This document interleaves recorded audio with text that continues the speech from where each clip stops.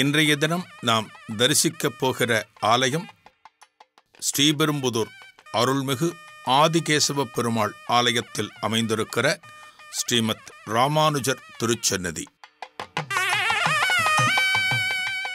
இந்து சனாதன தர்மத்தில் எண்ணற்ற மகான்கள் அவதரித்து மதத்தில் ஏராளமான புரட்சிகளை செய்திருந்தாலும் அவர்களுள் 3 மகான்களின் அவதாரம் இன்றைக்கும் சிறப்பாக போற்றப்பட்டு வருகிறது. யார் அந்த 3 மகான்கள் தெரியுமா? ஆதிசங்கரர், ராமானுஜர், மத்வர். இவர்கள் மூவரும் தங்கள் ஆன்மீக கருத்துகளையும் வழிபாட்டு முறைகளையும் முன்வைத்து மக்களிடம் ஆன்மீக எண்ணங்களை விதைத்தனர். வாருங்கள், அற்புதமான அந்த மகானை தரிசிக்கலாம்.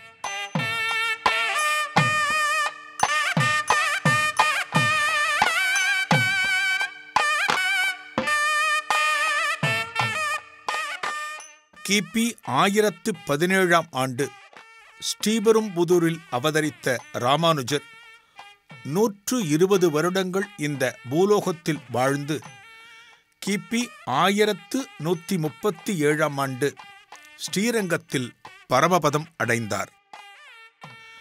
வைணவ ஆச்சாரிய குரு பரம்பரையில் ராமானுஜர் தெய்வமாகவே வணங்கப்படுகிறார். ஸ்ரீபெரும்புதூரில் வசித்து வந்த ஸ்ரீ கேசவ சோமையாஜியார் சகலமும் கற்றறிந்த பண்டிதர். இவரது துணைவியார் காந்திமதி அம்மையார். சோமையாஜியார் நித்தமும் வேள்விகளை புரிந்து பகவானை ஆராதிப்பவர். இந்த தம்பதியருக்கு வெகு காலமாகவே புத்திரப்பேறு அமையவில்லை. எனவே சென்னை திருவல்லிக்கேணியில் ஸ்ரீ பார்த்தசாரதி ஆலய திருக்குளத்தில் புத்திர காமேஷ்டி யாகத்தை மேற்கொண்டார் சோமையாஜியார்.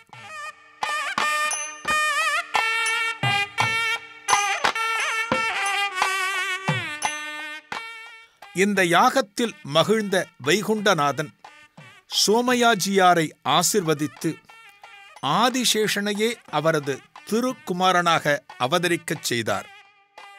சோமையாஜியார் காந்திமதி அம்மையார் தம்பதியருக்கு திருக்குமரனாக பூலோகத்தில் நீ அவதரிப்பாய் என்று ஆதிசேஷனுக்கு ஆசி வழங்கினார்.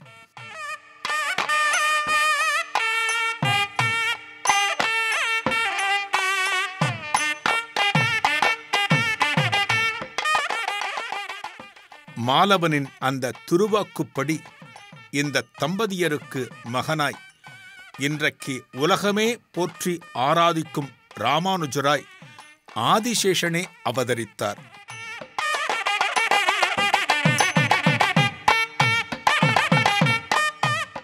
திரேதா யுகத்தில் ராம அவதாரத்தின் போது லட்சுமணனாக அவதாரம் எடுத்தார் ஆதிசேஷன். துவாபர யுகத்தில் கிருஷ்ண அவதாரத்தின் போது பலராமனாக அவதாரம் எடுத்தார் ஆதிசேஷன். கலியுகத்தில் ராமானுஜராக அவதாரம் எடுத்தார் அதே ஆதிசேஷன்.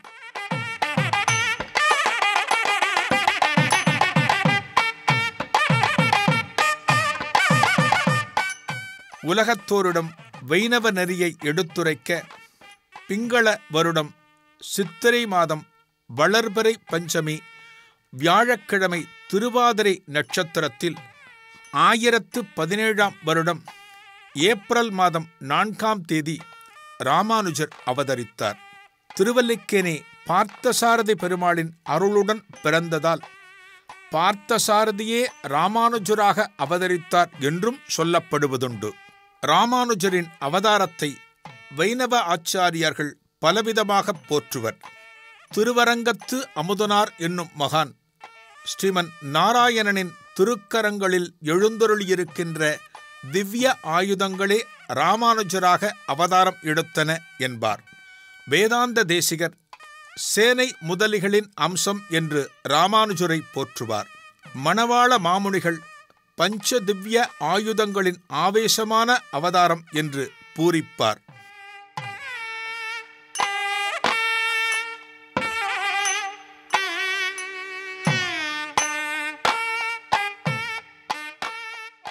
இளையாழ்வார் என்கிற நாமம் தகப்பனாரால் சூட்டப்பட்டது. ராமானுஜர் என்கிற திருநாமம் பெரிய திருமலை நம்பியால் சூட்டப்பட்டது. தவிர யதிராஜர், உடையவர், லட்சுமணமுனி, எம்பெருமானார், சடகோபன் பொன்னடி, பாஷ்யக்காரர், இப்படி எண்ணற்ற திருநாமங்கள் ராமானுஜருக்கு உண்டு.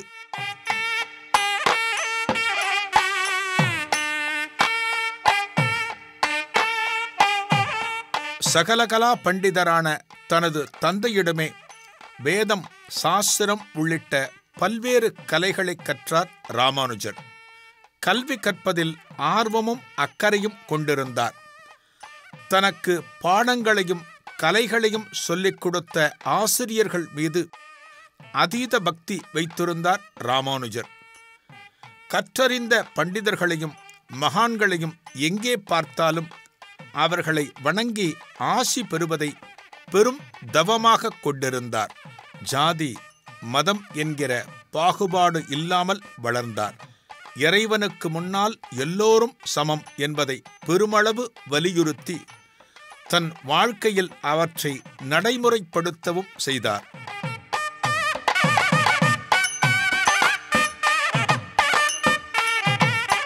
காஞ்சி அருள்மிகு வரதராஜ பெருமாளுக்கு நித்தமும் புஷ்ப கைங்கரியம் செய்து வந்த திருக்கச்சி நம்பிகள் பூந்தமல்லியில் இருந்து ஸ்ரீபெரும்புதூர் வழியாகத்தான் காஞ்சிக்கு நடந்து செல்வார்.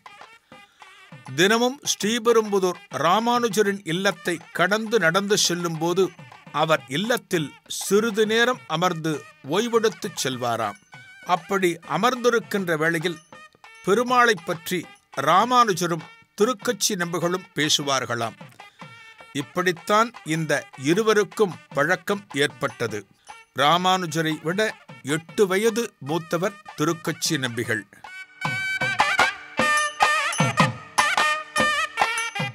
வேளாளர் குலத்தைச் சேர்ந்த திருக்கச்சி நம்பிகள் மீது மிகுந்த மரியாதையும் அன்பும் பக்தியும் கொண்டிருந்தார் ராமானுஜர்.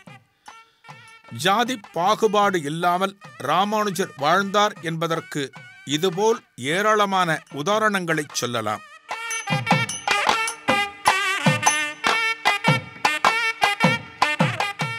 திருக்கச்சி நம்பிகளுக்கு ஒரு நாள் தன் இல்லத்தில் விருந்து பரிமாற வேண்டும் என்று ஆசைப்பட்டு அதற்கு ஏற்பாடு செய்தார் ராமானுஜர். திருக்கச்சி நம்பிகளின் வரவு அன்றைக்கு ஏனோ தாமதம் ஆயிற்று. திருக்கச்சியார் இன்னும் வரவில்லையே என்ற ஏமாற்றத்தில் அவரை தேடி ராமானுஜர் பயணிக்க, அந்த வேளையில் வேறொரு பாதை வழியே ராமானுஜம் இல்லம் வந்து ராமானுஜரின் மனைவி பரிமாறிய விருந்தையும் ஏற்றுக்கொண்டு அங்கிருந்து காஞ்சிக்கு புறப்பட்டு போய்விட்டார்.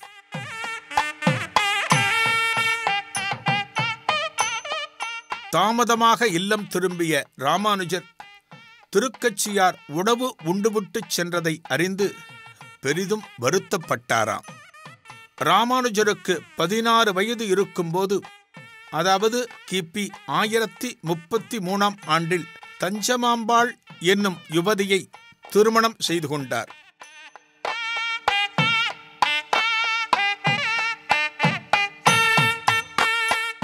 தந்தையார் சோமயாஜியாரின் மரணத்துக்கு பின் ராமானுஜரின் குடும்பம் காஞ்சிபுரத்திற்கு இடம்பெயர்ந்தது. குருமார்களை தரிசிப்பதும் சிஷ்ய பரம்பரையை உருவாக்குவதும் அதன் பின் ஆரம்பமானது.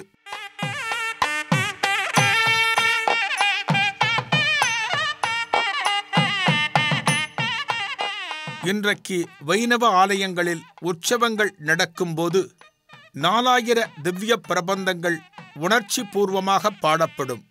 ஆழ்வார்கள் பாடிய இந்த திவ்ய பிரபந்த பாசுரங்களை மிகுந்த சிரமத்துடன் அலைந்து திரிந்து அவற்றையெல்லாம் ஒன்று திரட்டியவர் நாதமுனிகள். அப்பேற்பட்ட பாசுரங்களை உரிய பண்ணோடு வைணவ ஆலயங்களில் முழங்கச் செய்தவர் ராமானுஜர்.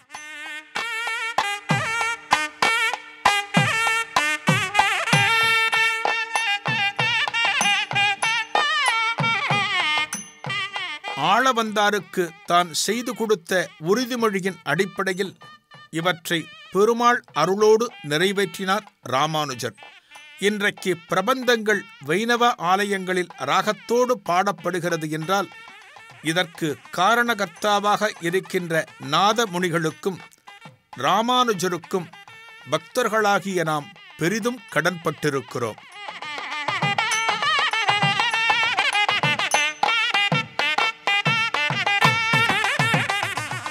யாம் பெற்ற பேறு பெருக இவ்வையகம் என்பது உதட்டளவில் இருந்தால் மட்டும் போராது, அதை நடைமுறையிலும் கொண்டு வந்தவர் ராமானுஜர்.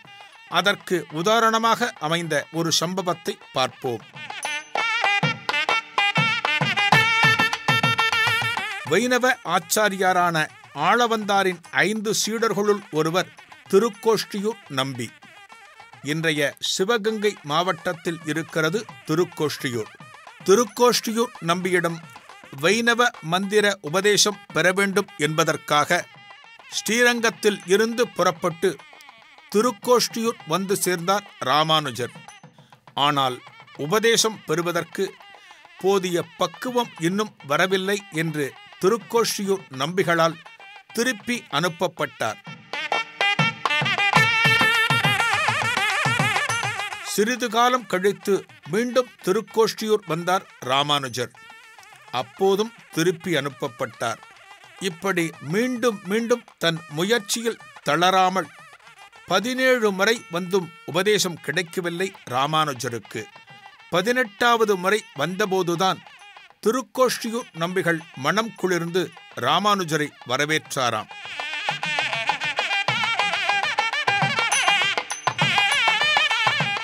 அதன்பின் ஓம் நமோ நாராயணாய எனும் மந்திரத்தை உபதேசித்து அதன் பொருளையும் ராமானுஜருக்கு சொன்னார் திருக்கோஷ்டியூர் நம்பிகள்.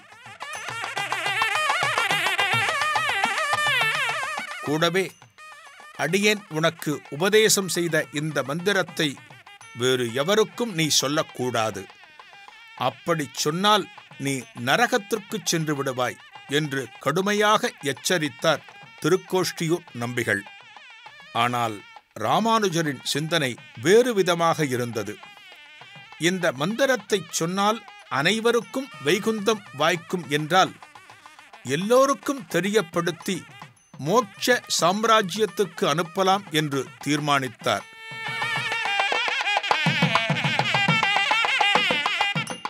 இந்த மந்திரத்தை எந்த இடத்தில் இருந்து சொன்னால் அனைவரின் காதுகளிலும் இது விழும் என்று யோசித்தவருக்கு திருக்கோஷ்டியூர் ஆலய ராஜகோபுரம் கண்களில் பட்டது. ராமானுஜருக்கு சந்தோஷமான சந்தோஷம். திருக்கோஷ்டியூரில் அருள்மிகு சௌமிய நாராயண பெருமாள் ஆலயம் அமைந்துள்ளது. அற்புதமான இந்த ஆலயத்தின் ராஜகோபுரத்தில் ஏறி நின்று உரக்க குரல் கொடுத்து ஊர் மக்களை அழைத்தார் ராமானுஜர். எல்லோரும் ஆலய ராஜகோபுரத்துக்கு முன்னால் திரண்டு நின்று ராமானுஜர் என்ன சொல்லப் போகிறார் என்பதற்காக அண்ணார்ந்து பார்த்து கொண்டிருந்தனர்.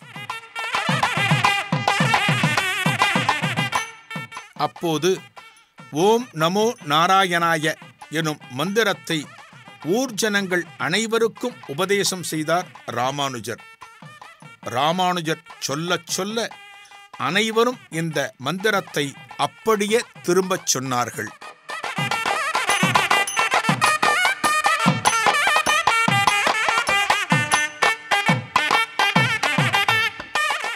இந்த விஷயத்தை கேள்விப்பட்ட திருக்கோஷ்டியூர் நம்பிகள் கோபமடைந்தார். சிறிது நேரத்தில் தன்னை சந்திக்க வந்த ராமானுஜரிடம் எவருக்கும் சொல்லக்கூடாது என்று உபதேசம் செய்த மந்திரத்தை ஊரையே கூட்டி வைத்துச் செல்வது பெரும் துரோகம் என்பது உனக்கு தெரியாதா? குருவின் வாக்கை மீறிவிட்ட காரணத்துக்காக நீ நரகத்தில் உழலப் போகிறாய் என்றார் திருக்கோஷ்டியூர் நம்பி. அதற்கு ராமானுஜர், மன்னிக்க வேண்டும், எல்லோரும் வைகுந்தம் சென்று நான் ஒருவன் மட்டுமே நரகத்துக்கு போனால் அதுவும் என் பாக்கியமே. அடியேன் உபதேசம் செய்த மந்திரத்தை உச்சரித்து ஆயிரக்கணக்கானவர்கள் வைகுந்தம் போனால் அதைவிட எனக்கு பேரானந்தம் எதுவும் இருக்காது என்றார் இயல்பாக. இந்த பதிலை கேட்ட திருக்கோஷ்டியூர் நம்பி உணர்ச்சி வசப்பட்டார். மகிழ்ச்சி பெருக்கினால் ராமானுஜரை அப்படியே ஆலிங்கனம் செய்து கொண்டு, நீ என்னை விட பெரியவர், எம்பெருமானார் என்று அழைத்தார்.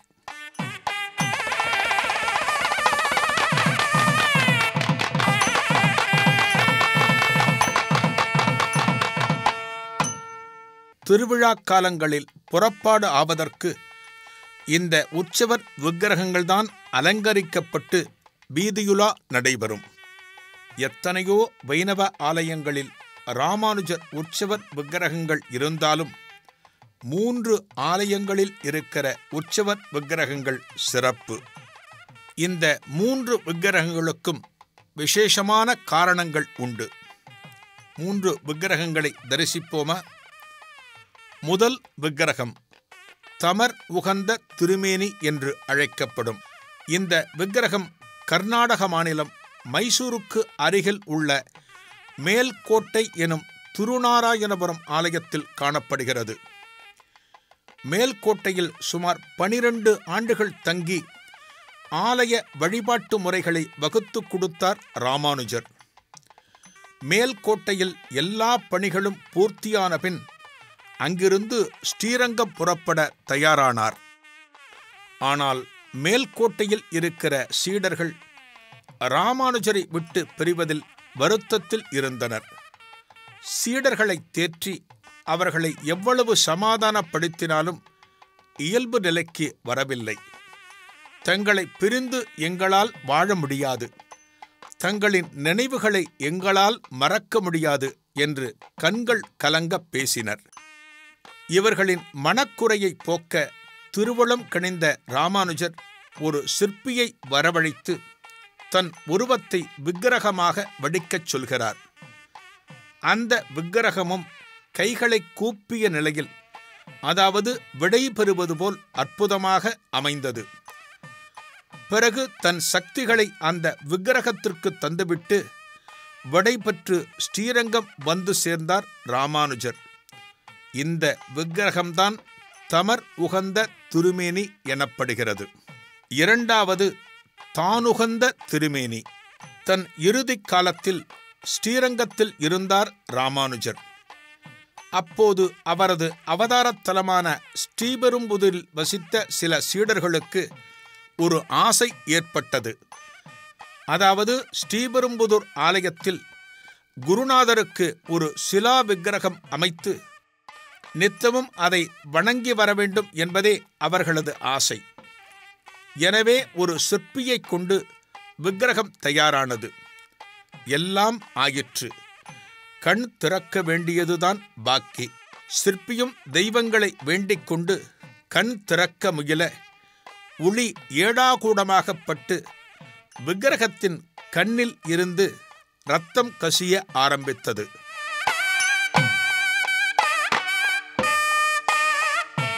அப்போது ஸ்ரீரங்கத்தில் தன் சீடர்களுக்கு பாடம் எடுத்து கொண்டிருந்த ராமானுஜர் ஞான திருஷ்டியில் இதை உணர்ந்து பாடத்தை அப்படியே நிறுத்திவிட்டு தியானத்தில் ஆழ்ந்தார்.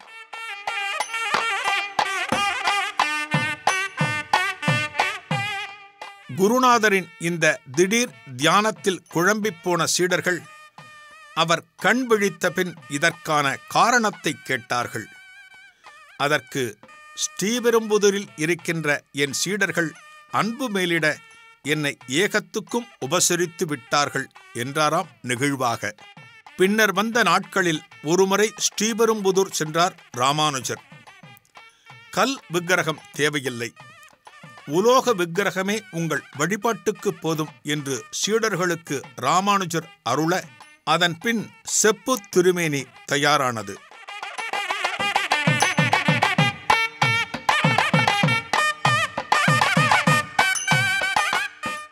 பக்தி சிரத்தையுடன் தயாரான அந்த விக்கிரகத்தை ஆறத் தழுவிக்கொண்டு தன் சக்தியை அதற்குள் செலுத்தினாராம்.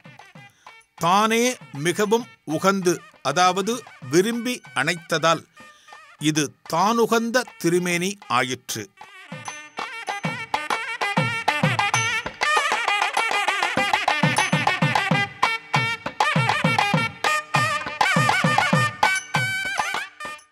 அடுத்து மூன்றாவது திருமேனி தானான திருமேனி. அதாவது அவரே இந்த திருமேனியாக ஆனார் என்று பொருள். இந்த விக்கிரகத்தை ஸ்ரீரங்கத்தில் தரிசிக்கலாம். ராமானுஜர் பரமபதம் அடைந்தபின் அவரது பூத உடலை ஸ்ரீரங்கத்தில் திருப்பள்ளிப்படுத்தினார்கள். அதற்கு மேலே பிரதிஷ்டை செய்யப்பட்டதுதான் இந்த தானான திருமேனி. ராமானுஜர் இன்னமும் இங்கே வாழ்ந்து கொண்டிருக்கிறார் என்பது அவரது அடியவர்களின் நம்பிக்கை.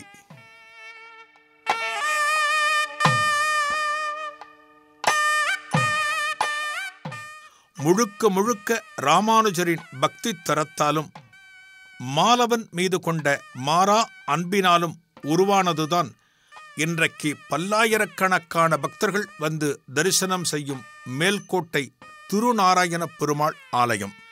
அந்நியர்களின் தாக்குதல்கள் நிகழ்ந்த காலத்தில் கர்நாடக மாநிலத்தில் அமைந்துள்ள மேல்கோட்டை ஆலயமும் பெரிதும் பாதிப்புக்கு உள்ளானது.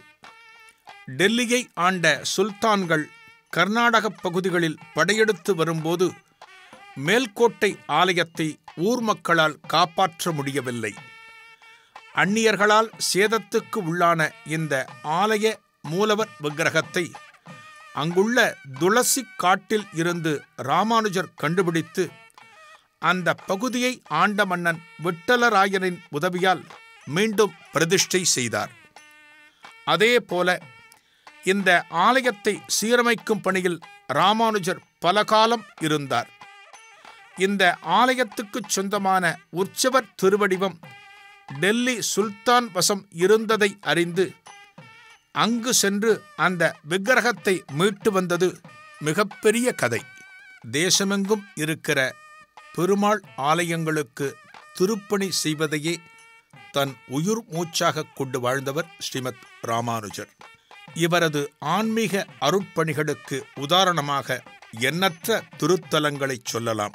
அவற்றுள் திருமலை திருப்பதி, ஸ்ரீரங்கம், மேல்கோட்டை இந்த 3 திருத்தலங்களும் முக்கியமானவை. ஸ்ரீபெரும்புதூரில் அவதரித்து இன்று ஸ்ரீரங்கத்தில் உறைந்து வருகிறார் எம்பெருமானார். இன்றைக்கும் ராமானுஜர் ஸ்ரீரங்கத்தில் வாழ்ந்து கொண்டிருக்கிறார். உண்மையான வைணவ அடியார்களுக்கு தரிசனம் தந்து வருகிறார் என்பதே சத்தியம். வைணவம் சிறக்க வித்திட்ட மகான் ஸ்ரீமத் ராமானுஜரின் திருவடிகளை பணிவோம், அவரது குருவருளை பெறுவோம்.